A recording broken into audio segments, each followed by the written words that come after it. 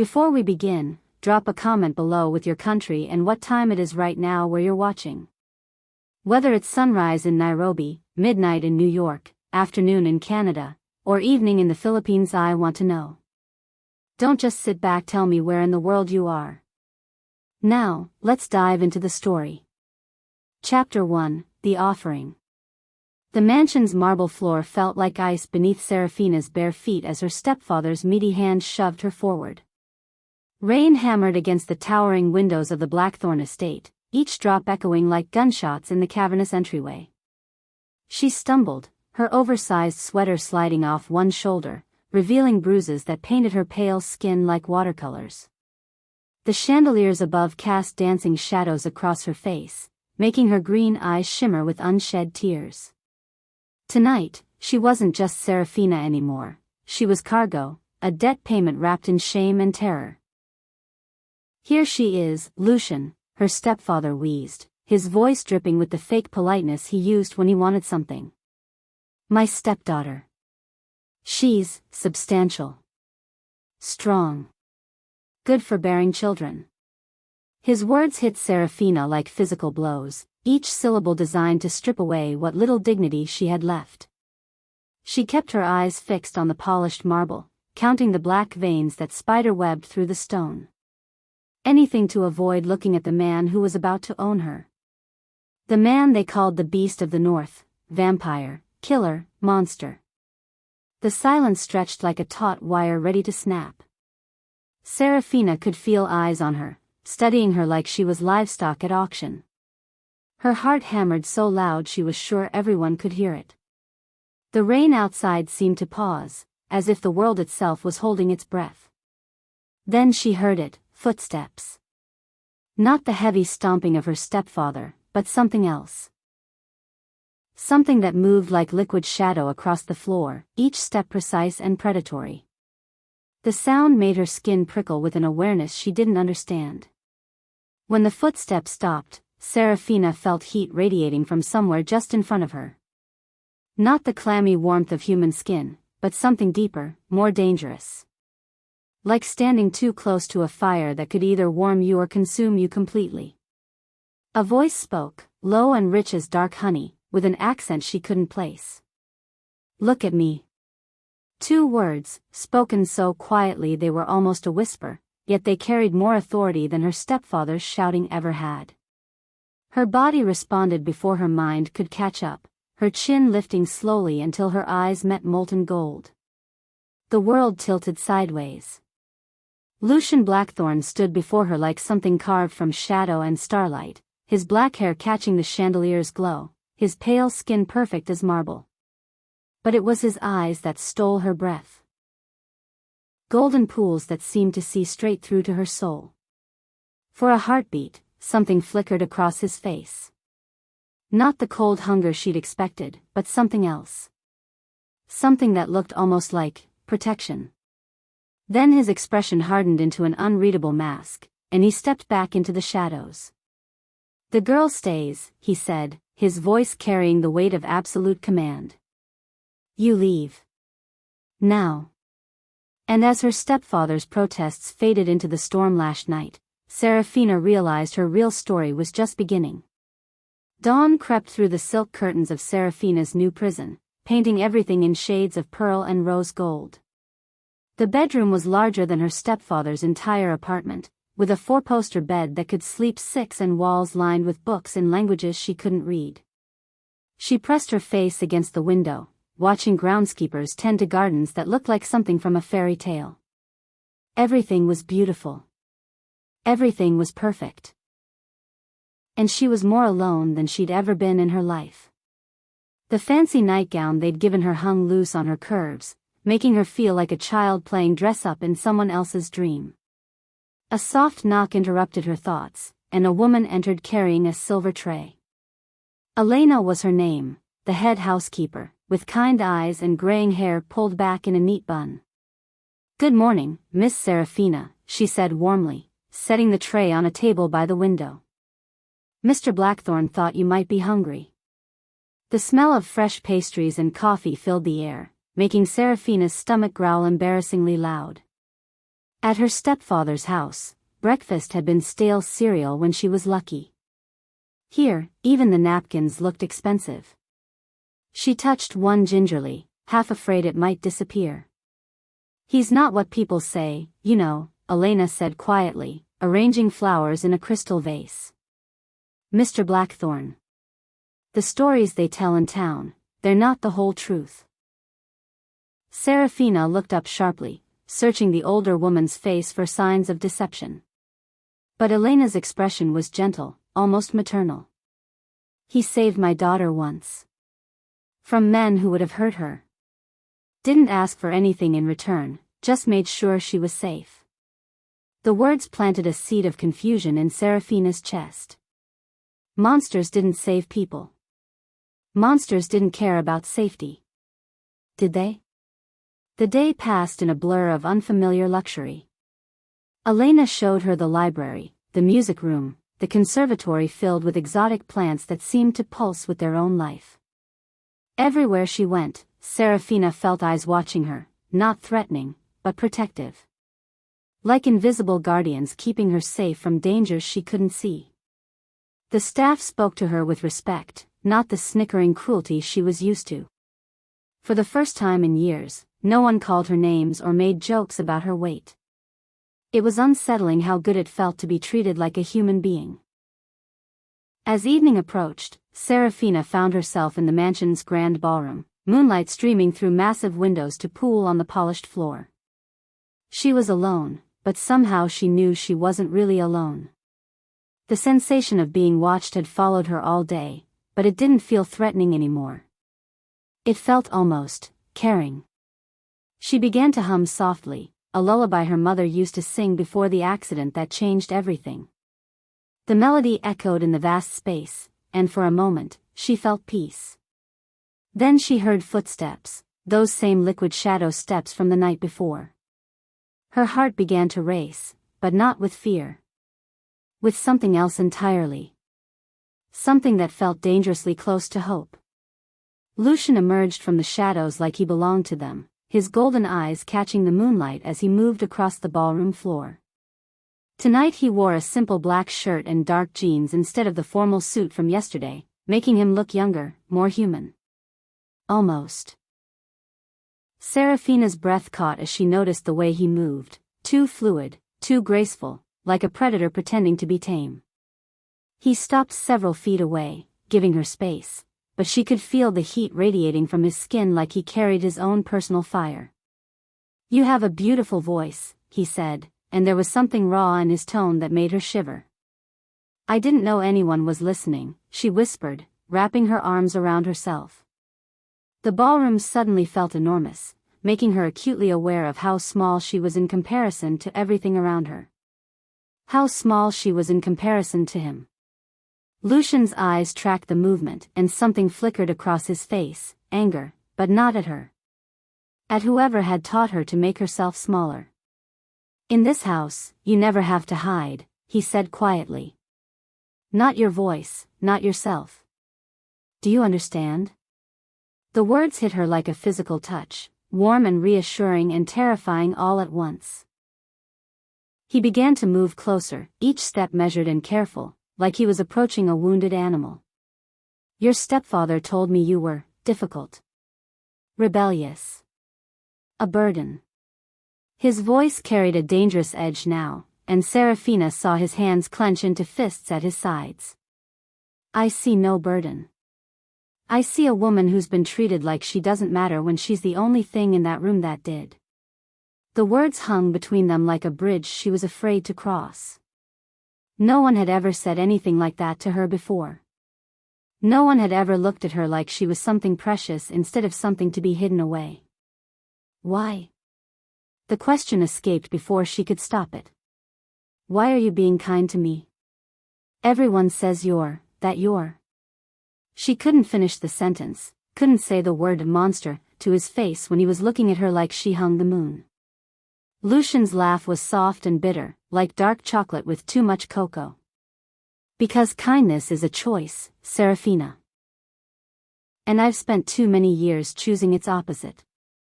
He was close enough now that she could see the flecks of amber in his golden eyes, could smell something wild and dangerous clinging to his skin like expensive cologne mixed with forest air. When he reached out to touch her face, she didn't flinch. His fingers were warm against her cheek, gentle as if she were made of spun glass. "You're safe here," he murmured, and the words sank into her bones like a promise. "Safer than you've ever been. I give you my word." For a moment, the mask slipped completely, and she saw something raw and vulnerable in his expression. Something that looked like loneliness deeper than any ocean. Then he stepped back, the careful distance returning, but the warmth of his touch lingered on her skin like a brand. As he disappeared back into the shadows, Seraphina touched her cheek and realized that for the first time in years, she believed someone's promise. Even if she didn't understand why. 3 weeks passed like pages in a fairy tale book, each day bringing small kindnesses that slowly thawed the ice around Seraphina's heart. Lucian appeared at unexpected moments, bringing her tea when she read in the garden, listening to her hum while she arranged flowers, sitting across from her at dinner and asking about her thoughts as if they actually mattered. He never touched her again after that night in the ballroom, but she felt his presence like a constant warmth at her back. The way he looked at her made her feel beautiful for the first time in her life, curves and all. It was dangerous how quickly she was beginning to trust him. Each morning brought new surprises, fresh wildflowers on her bedside table, books of poetry written in languages she couldn't read but somehow understood the emotions behind, little handwritten notes tucked into her napkin at breakfast that simply said, "Good morning, beautiful." These gestures were so different from anything she'd experienced that sometimes she wondered if she was living in someone else's dream. But there were strange things too. Things that made her wonder if the stories about Lucian Blackthorne weren't entirely wrong, just incomplete. The way his eyes sometimes flashed gold in the darkness, brighter than any human eyes should be. The way he never seemed to eat the food on his plate, just moved it around while watching her with an intensity that made her skin prickle. The household staff who spoke in whispers when they thought she couldn't hear, using words like pack and territory that didn't quite make sense. And the way sound seemed to carry differently in this house, like the very walls were listening. Sometimes she caught glimpses of shadows moving independently of their owners, and once she could have sworn she heard howling coming from somewhere deep within the mansion's foundations. When she asked Elena about it, the older woman just smiled that knowing smile and changed the subject to whether Seraphina wanted roses or lilies in her room. The dream started during the second week, vivid, intense visions that felt more like memories than imagination. She dreamed of running through moonlit forests on 4 legs instead of 2, of hunting and howling and feeling completely, utterly free. She dreamed of a woman with silver hair and eyes like starlight who called her daughter and spoke of destinies written in moonbeams. Most disturbing of all, she dreamed of her stepfather's face, but not as she knew him. In the dreams, he wore black tactical gear and carried weapons that hummed with unnatural energy, his eyes cold and calculating as he tracked something, or someone, through the darkness.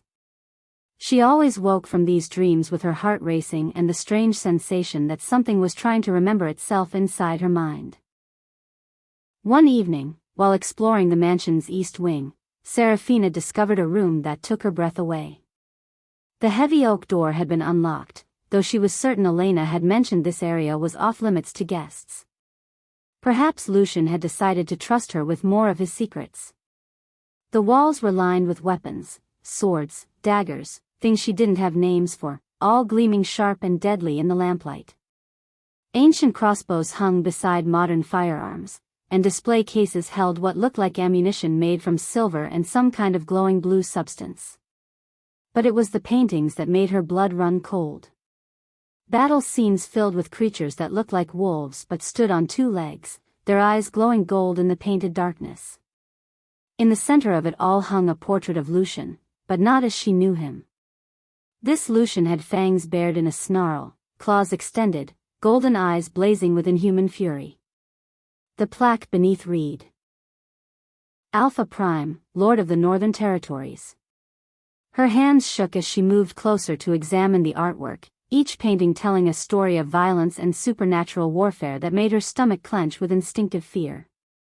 One showed a massive silver wolf standing over fallen enemies, another depicted what looked like a peace treaty being signed by creatures that were clearly not human. The detail was incredible, almost photographic, as if the artist had witnessed these events firsthand.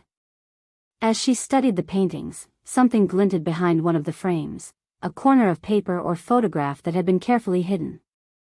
With trembling fingers, she worked it free, expecting perhaps another artwork or historical document. What she found instead made the world tilt sideways beneath her feet. It was a faded photograph, the edges worn with age, showing two men in military-style uniforms she didn't recognize.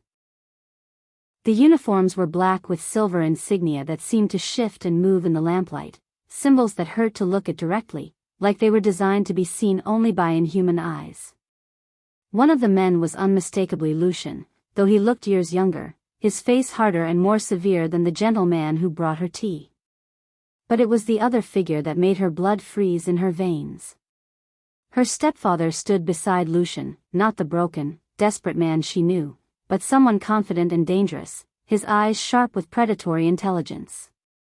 Both men were armed with the same type of glowing weapons displayed on the walls around her.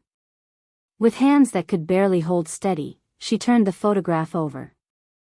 Written in her stepfather's unmistakable handwriting were words that shattered everything she thought she knew about her life. Project Luna Hunter, Phase 3 complete, target acquired, S. Morrison, lead hunter, L. Blackthorne, asset recruited.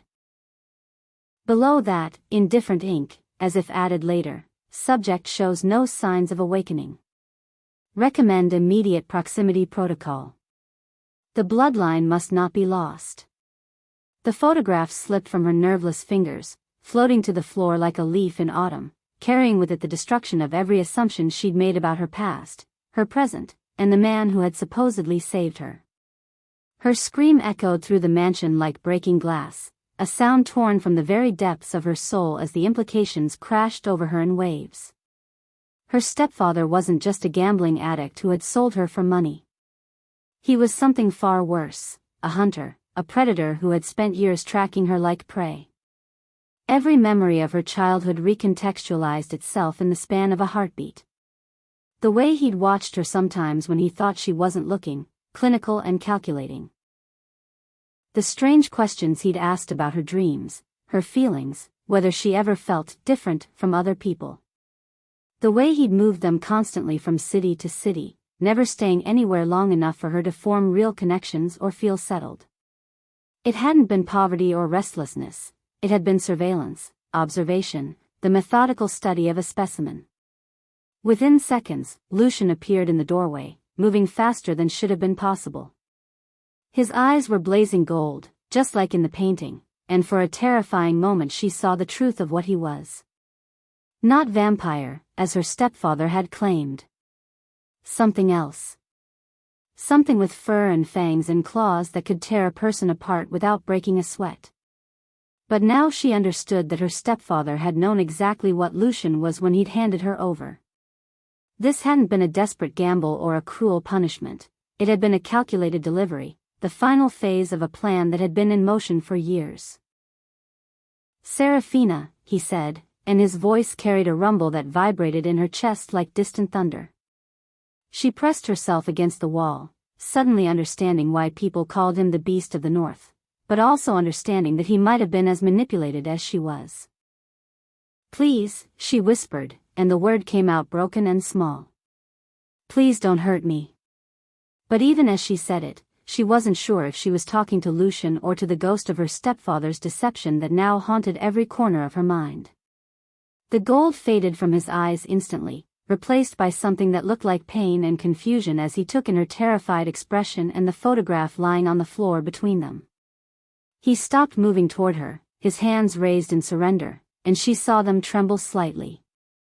"I would never hurt you," he said, and his voice was back to the gentle tone she'd grown to trust. "Never, Seraphina. You have to believe that."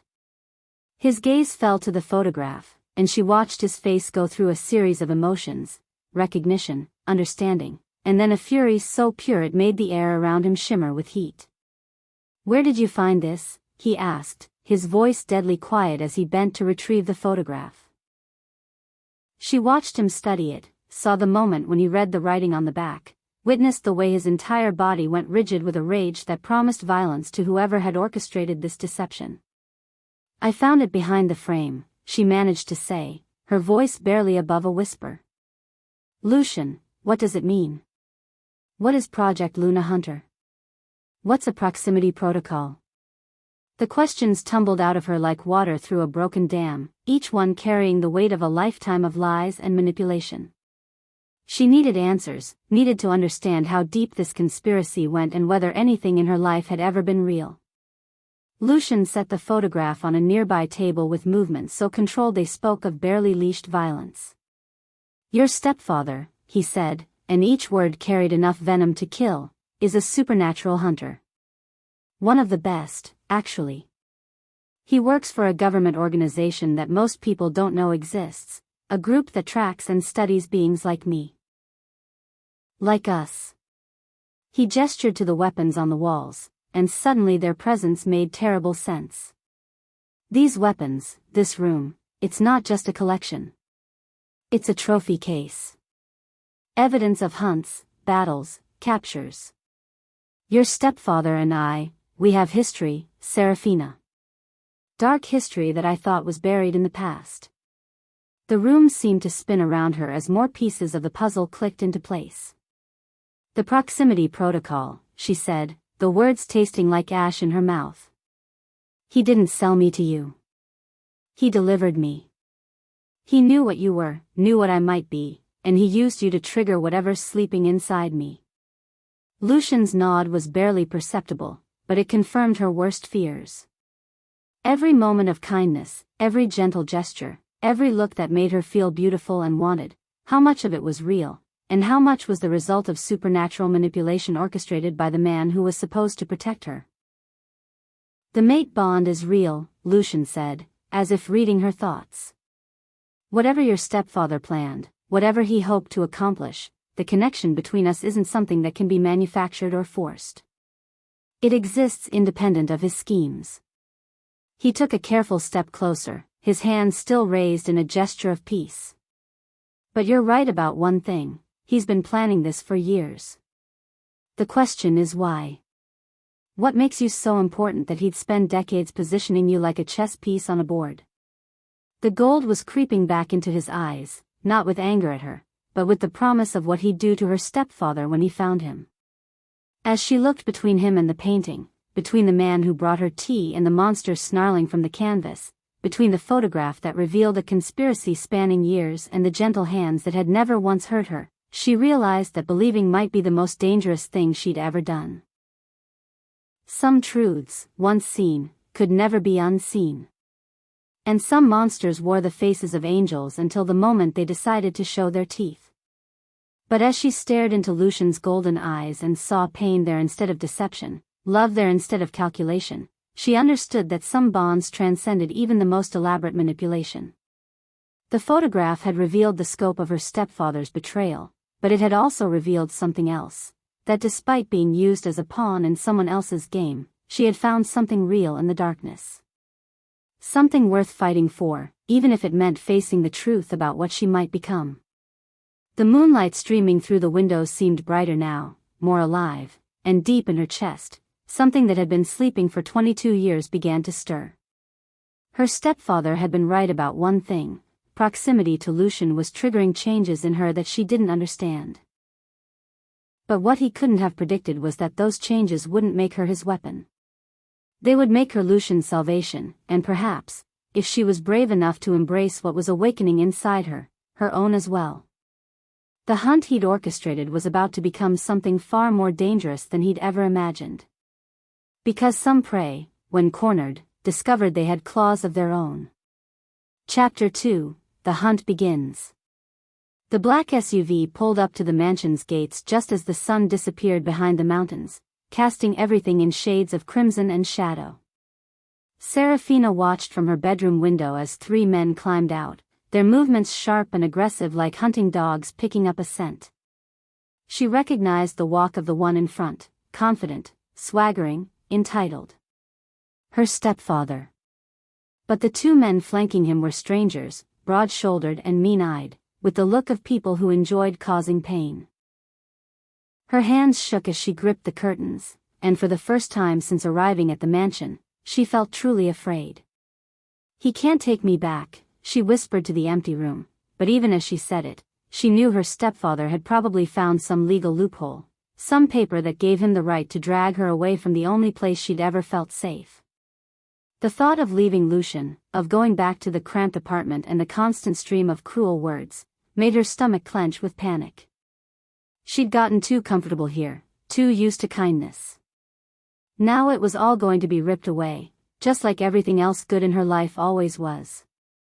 Downstairs, she could hear voices rising, her stepfather's whining demands, another voice she didn't recognize making threats, and underneath it all, a sound like distant thunder that made the windows rattle in their frames.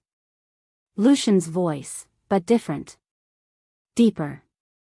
More dangerous. The sound sent shivers down her spine and made something primal in her brain scream warnings about apex predators and territorial disputes. She crept to the top of the stairs, pressing herself against the wall as she tried to hear what was happening in the entryway below. "The girl belongs to me," her stepfather was saying, his voice high and sharp with desperation. "I have papers. Legal documents. She's my ward, and I'm taking her back." A laugh echoed through the mansion, cold, predatory, and completely without humor. "Your papers mean nothing here," Lucian replied, and even from 2 floors up, Seraphina could hear the promise of violence threading through his words. "She stays. You leave. Consider this your only warning." The temperature in the house seemed to drop 10 degrees, and shadows began moving along the walls in ways that defied the laws of physics. One of the strangers spoke up, his voice gravelly and crude. "We ain't leaving without the fat little bitch. See, her stepdaddy owes some people money, and she's collateral. So either you hand her over, or we take her."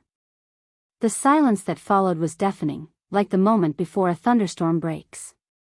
Then came a sound Seraphina had never heard before, a growl so low and menacing it seemed to come from the very foundations of the house.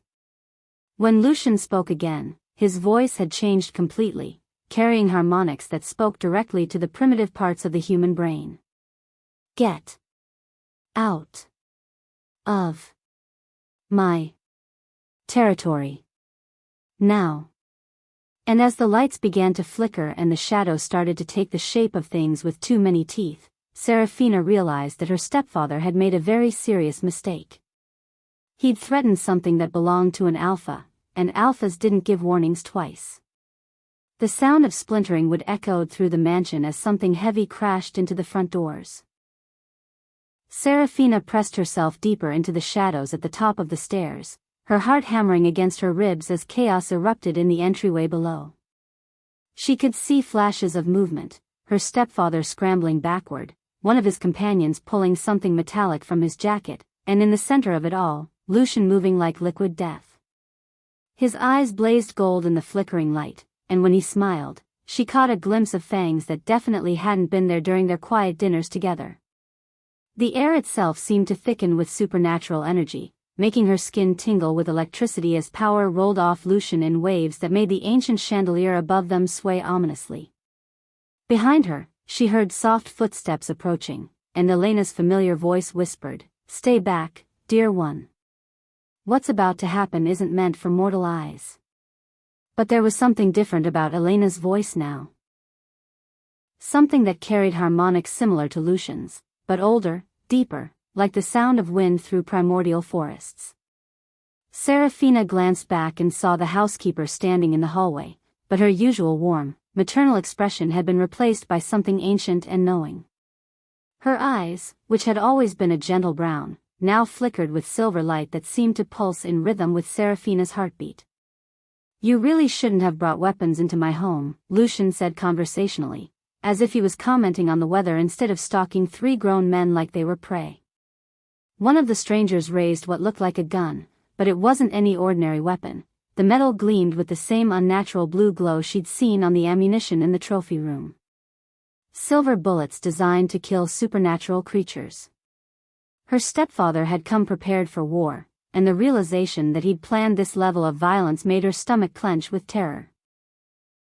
This wasn't just about taking her back. This was about eliminating the threat that Lucian represented to whatever larger plan her stepfather was executing. Before the gunman could fire, Lucian moved. It wasn't human speed, it was something else entirely, a blur of shadow and predatory grace that defied physics. But as he lunged forward, Elena stepped into view at the top of the stairs, her hand extended toward the chaos below. The moment her fingers pointed at the weapons, something impossible happened. The guns began to glow red-hot, the metal softening and dripping like candle wax in the intruder's hands. The men screamed and dropped their weapons, watching in horror as perfectly crafted firearms became molten puddles on the marble floor. The acrid smell of burning metal filled the air, along with something else, the scent of moonlight and starfire that made Seraphina's head spin with recognition she couldn't quite grasp. Her stepfather's face went white as he stared at the destroyed weapons, then looked up to see Elena standing at the top of the stairs. Impossible, he breathed. The report said she was just a housekeeper. Just a normal human. But Elena was no longer bothering to maintain her mortal disguise. Her appearance flickered like a television with poor reception, and suddenly the woman Seraphina had known for weeks was gone. In her place stood someone ageless and magnificent, with silver hair that moved like liquid mercury and eyes that held the weight of countless centuries.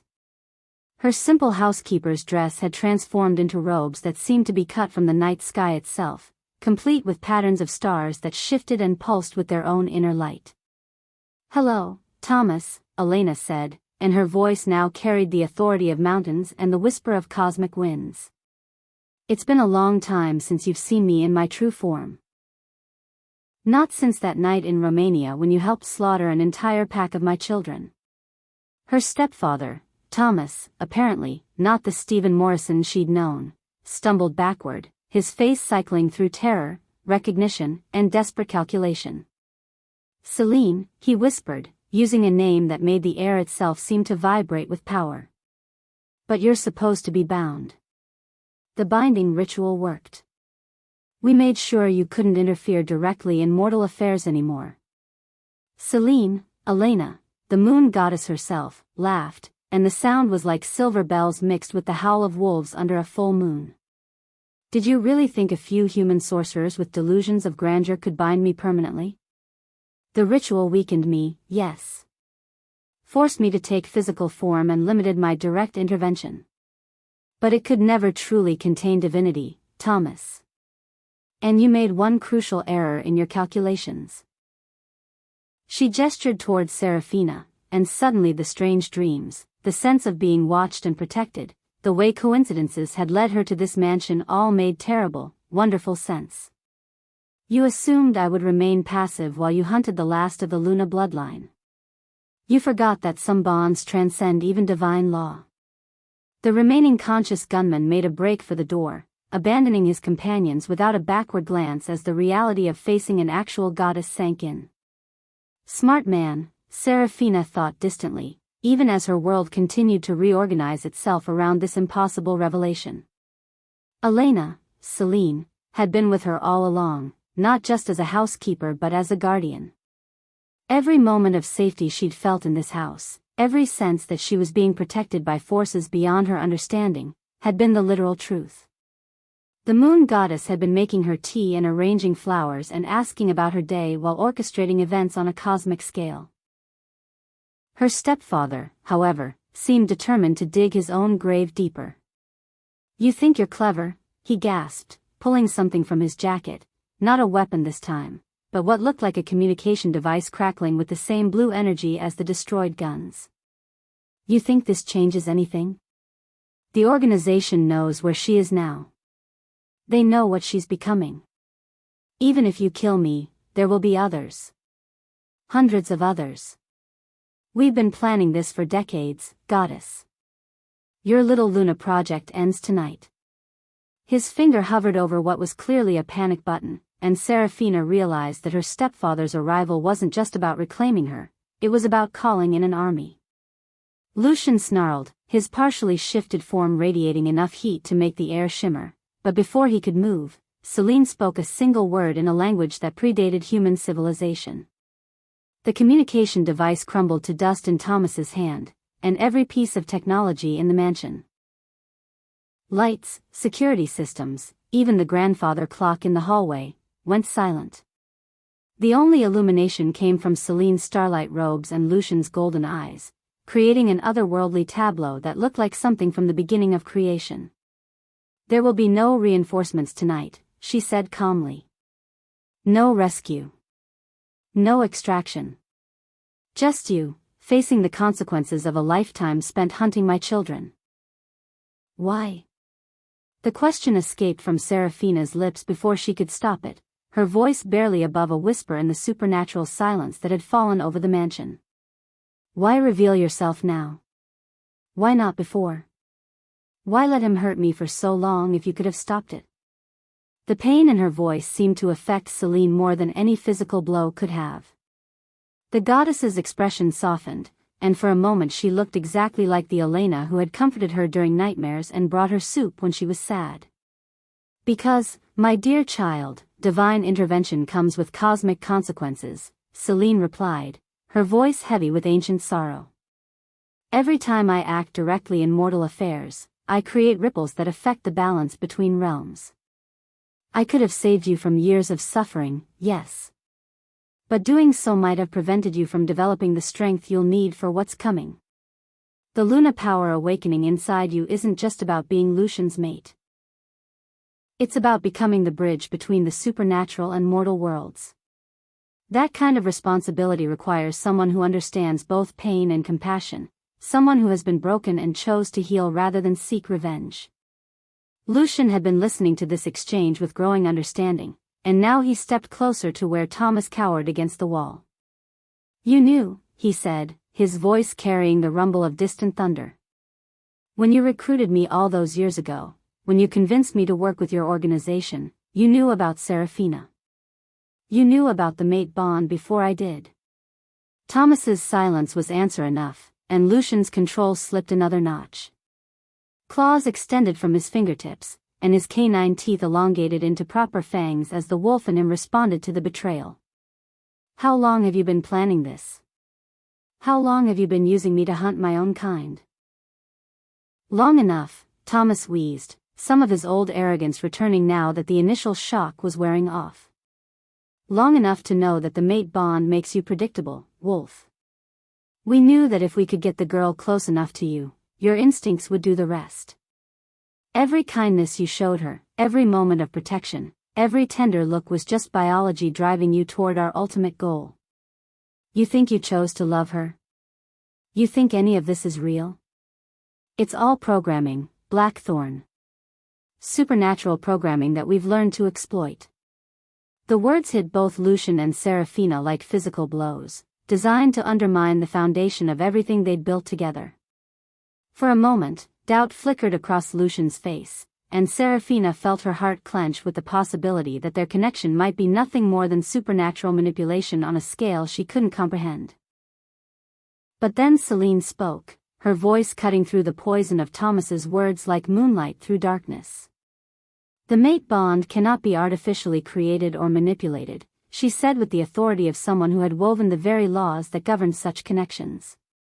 "What exists between Lucian and Seraphina transcends biology or programming. Yes, I guided events to bring them together, a nudge here, a coincidence there, ensuring that Lucian would be the one to claim her when Thomas finally made his move. But the bond itself? The love that has grown between them?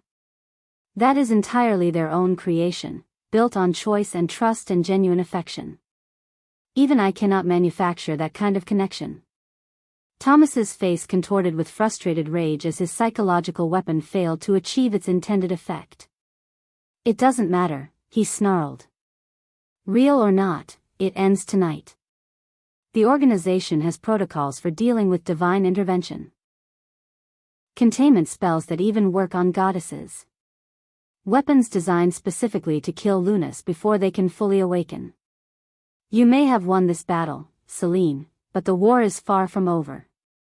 He reached into his jacket one more time, pulling out what looked like a simple silver pendant, but the moment it caught the starlight from Celine's robes, it began to pulse with malevolent energy.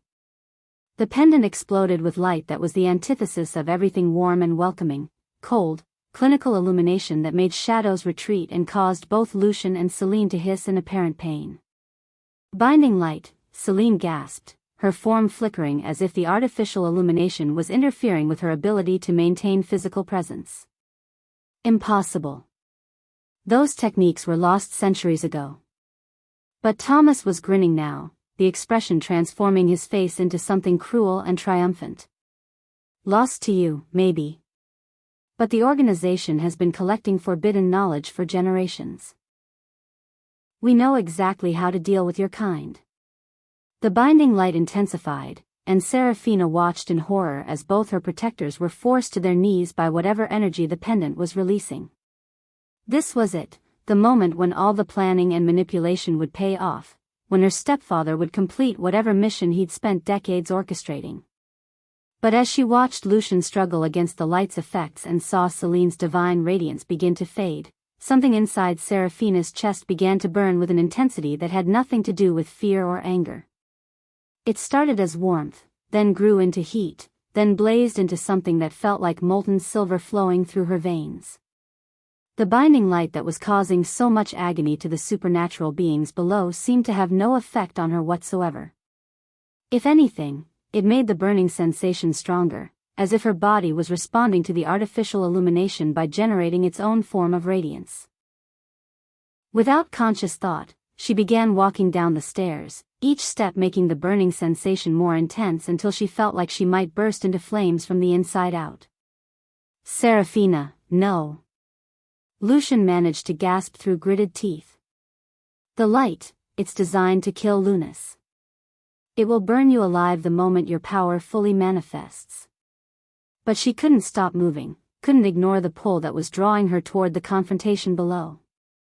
The burning in her chest had spread to her limbs, and she could see silver light beginning to emanate from her skin like she was becoming a living star. This was what her stepfather had been waiting for, she realized.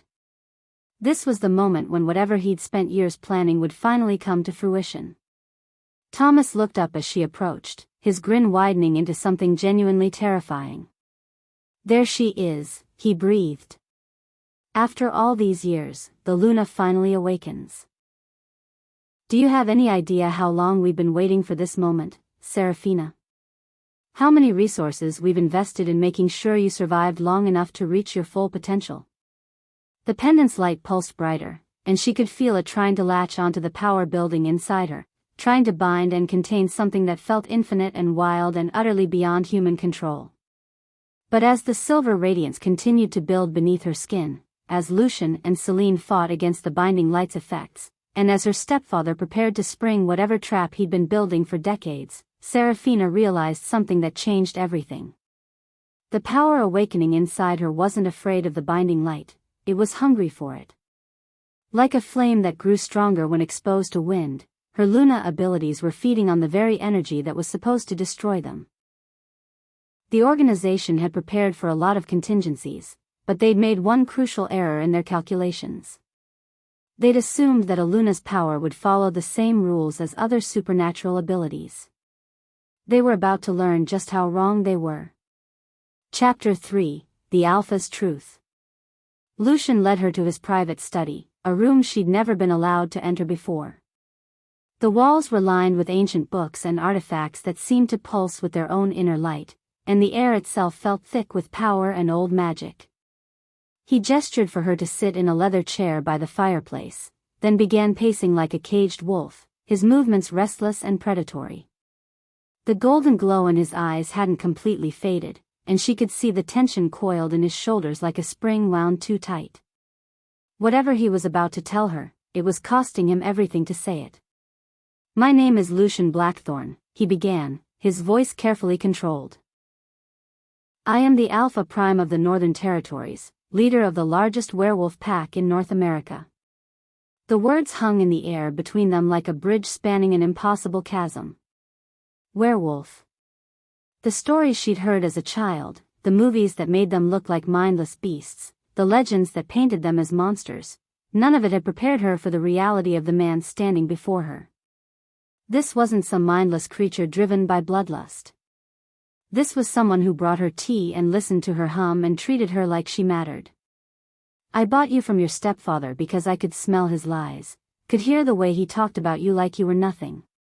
His hands clenched into fists at his sides, and she saw his nails elongate slightly into claws before he forced them back to normal. But I kept you because of something else. Something I've never felt before. He stopped pacing and turned to face her, his golden eyes burning with an intensity that made her breath catch. In our world, there's a bond. A connection between two souls that goes deeper than anything humans can understand. It's called a mate bond, and it's permanent. Unbreakable. Sacred. The word mate echoed in her mind, bringing with it a flood of emotions she didn't know how to process. All those moments when she'd felt drawn to him, when his presence had made her feel safe and cherished and whole, that hadn't been her imagination. It had been destiny pulling her towards something bigger than herself. You're saying I'm your mate, she whispered, testing the words on her tongue. They felt foreign and familiar at the same time, like a song she'd heard in dreams. Lucian nodded, vulnerability replacing the predatory confidence she was used to seeing from him. I know it's a lot to process. I know it sounds insane. But that pull you feel when I'm near you, that sense of rightness, it's real. It's the bond trying to complete itself. He took a step closer, his voice dropping to barely above a whisper. But I need you to understand something, Seraphina. Being my mate doesn't make you my prisoner. It doesn't mean you belong to me.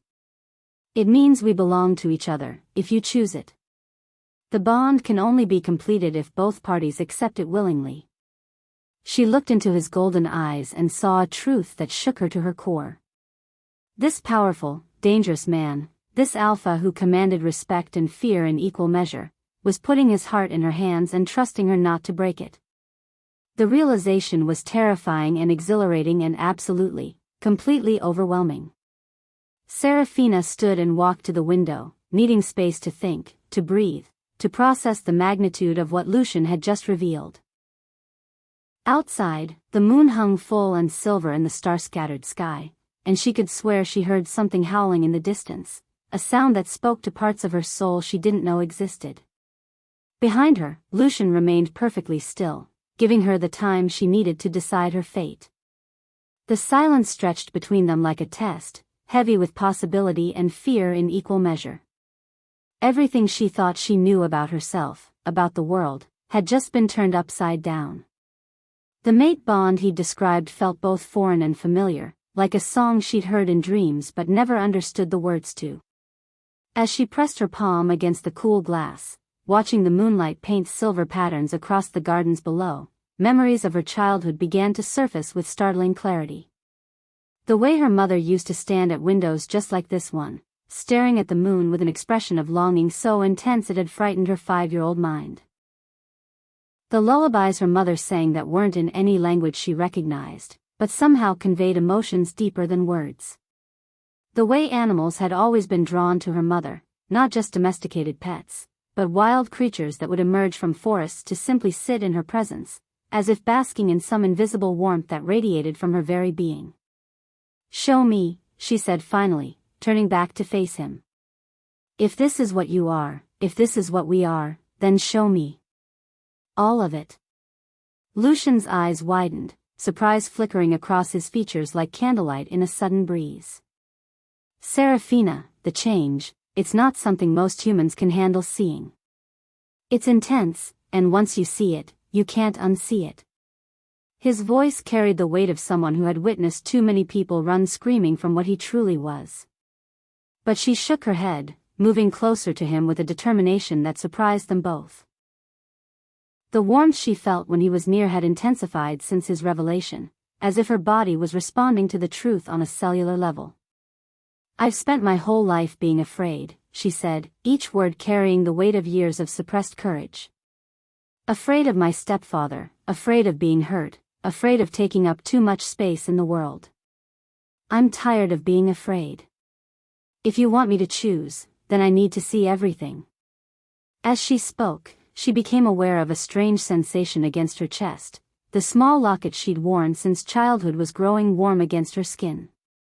She'd never paid much attention to it before. It had just been one of the few possessions she'd managed to keep through all the moves and upheavals of her life with her stepfather.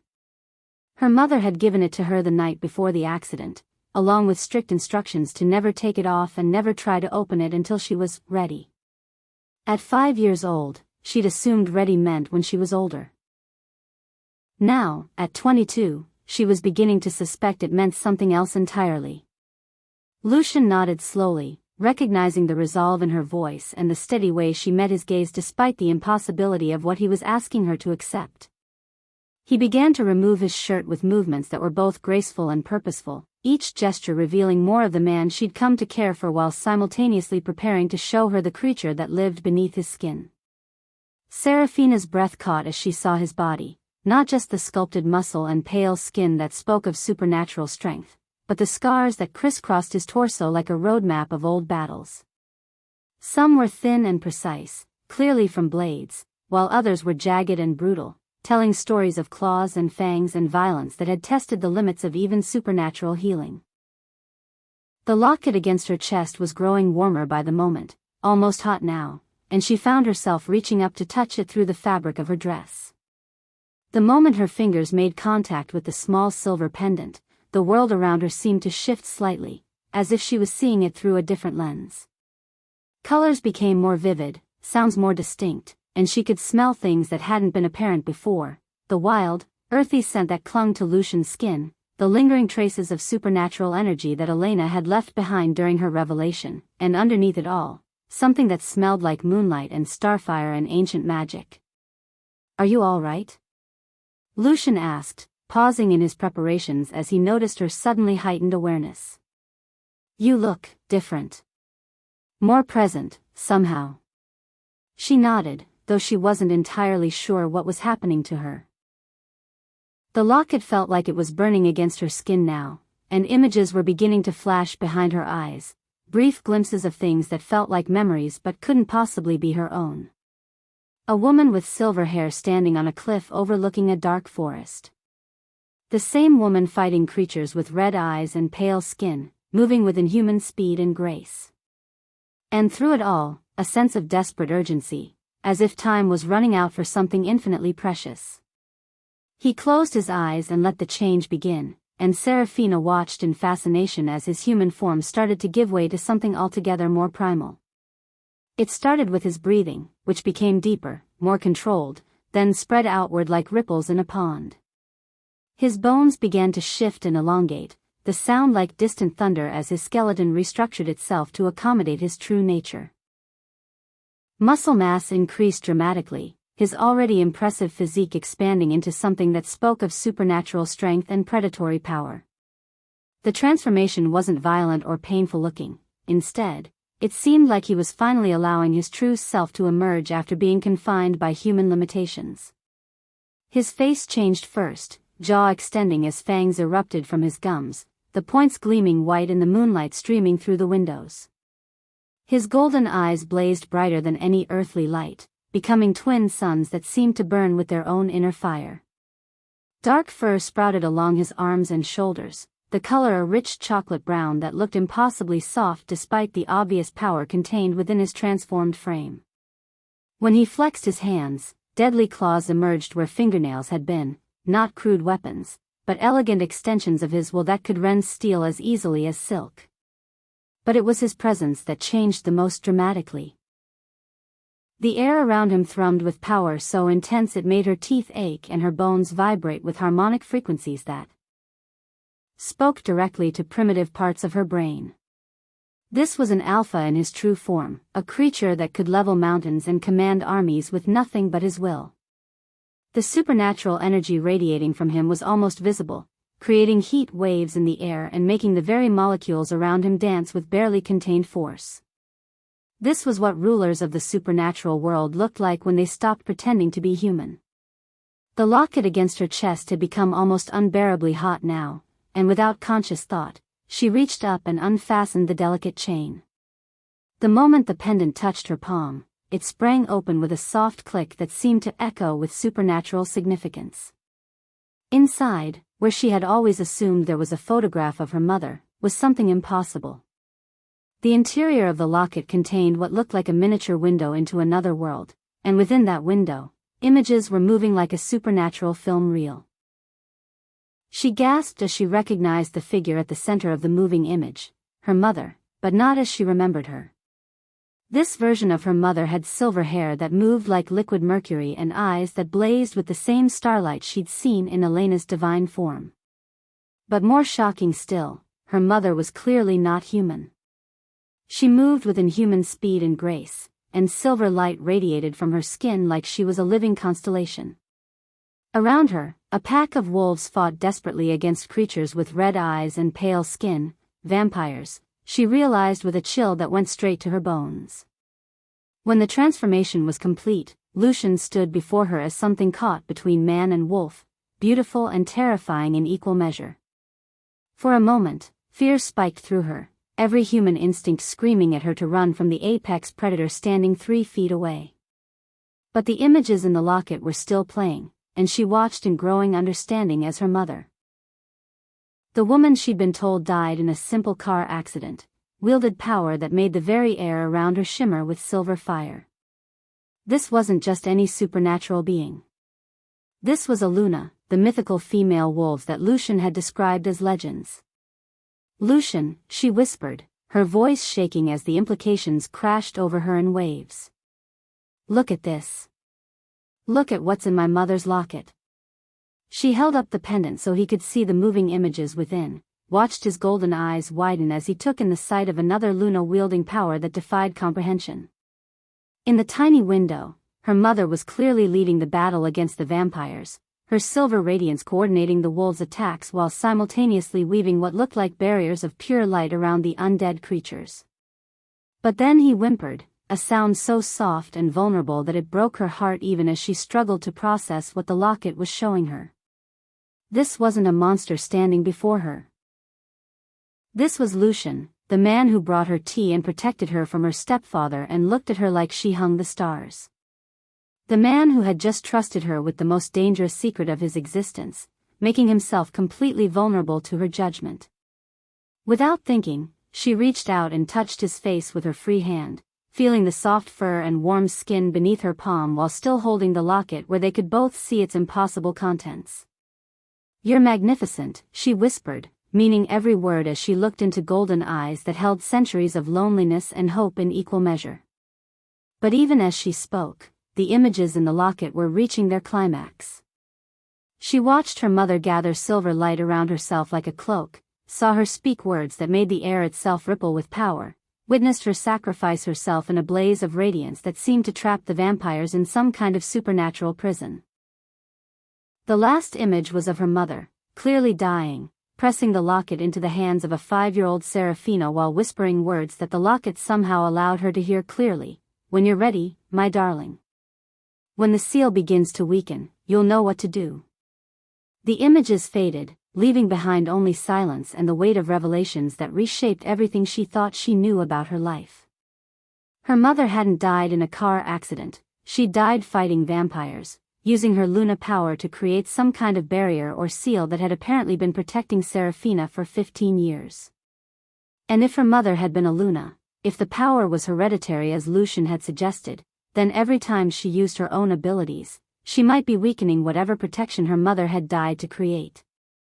"She was like me," Seraphina said, the words barely audible as she processed the magnitude of what she'd just witnessed. "My mother was a Luna. That's why she felt so familiar, so safe. That's why I never felt entirely human." Lucian nodded slowly, his partially transformed features showing a mixture of awe and growing concern as he undoubtedly reached the same conclusions she was drawing. And if she died fighting vampires, if she used her life force to seal them away somehow, then those creatures are probably still out there. Still trapped. Still waiting. The implications were staggering. Every moment of power she'd felt building inside her, every time the mate bond had grown stronger, every instance where her Luna abilities had begun to manifest, all of it might have been weakening the very barrier her mother had died to create. The warmth she felt around Lucian, the silver light that had emerged during the confrontation with her stepfather, even the way she'd been able to resist the binding light that had brought both Lucian and Elena to their knees. All of it was drawing from the same source of power that maintained her mother's final spell. "We need to talk to Elena," Lucian said, his voice carrying new urgency as he began to shift back to human form.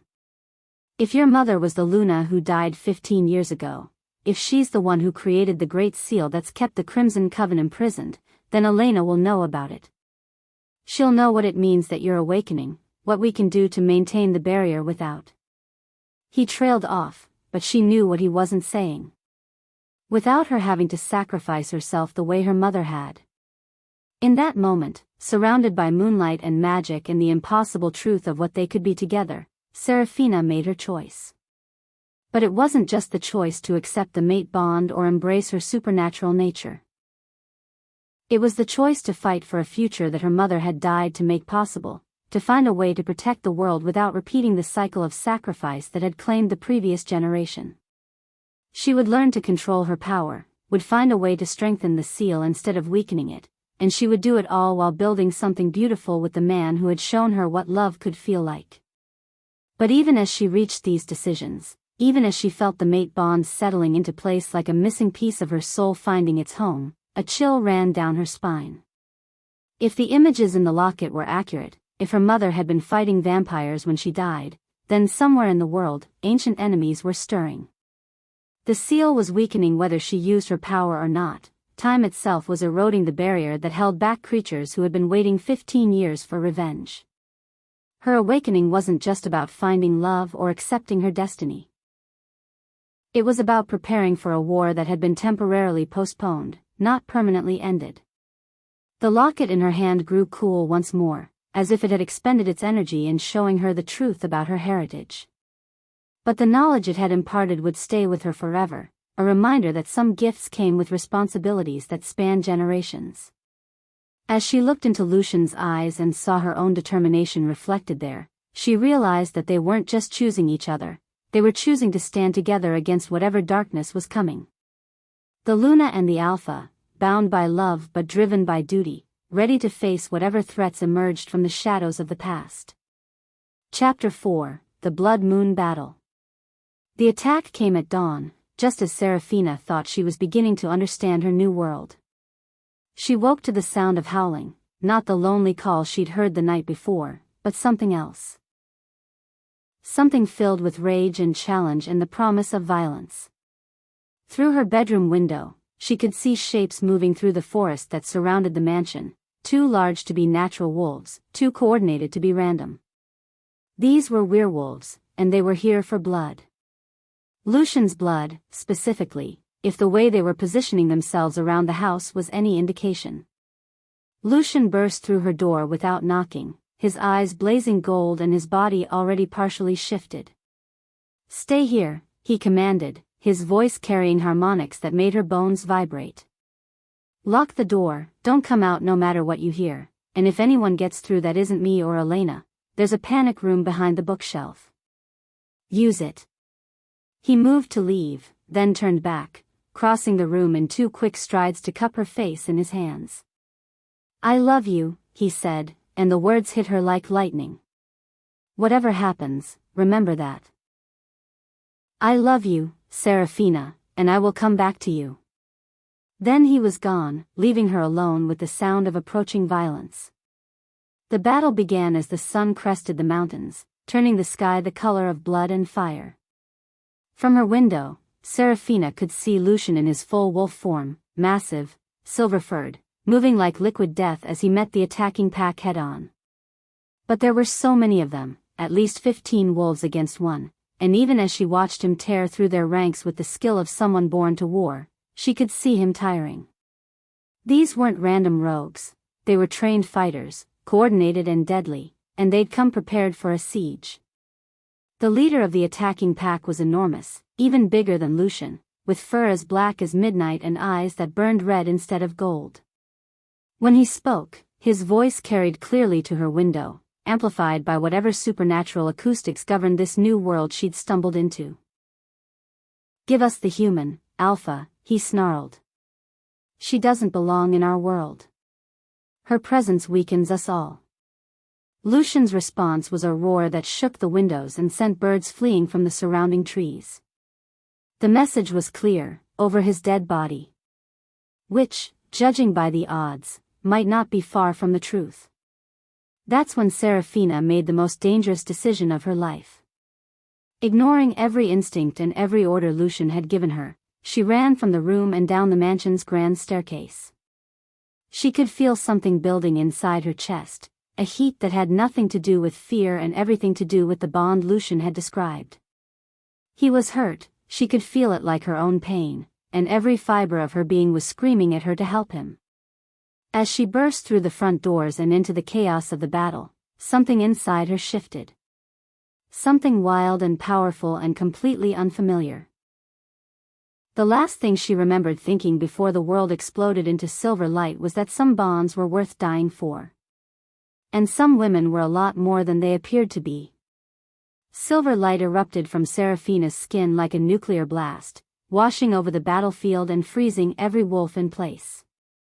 The power that poured out of her wasn't human, it was something older, something that spoke of moon-touched bloodlines and ancient magic that had been sleeping in her veins for 22 years.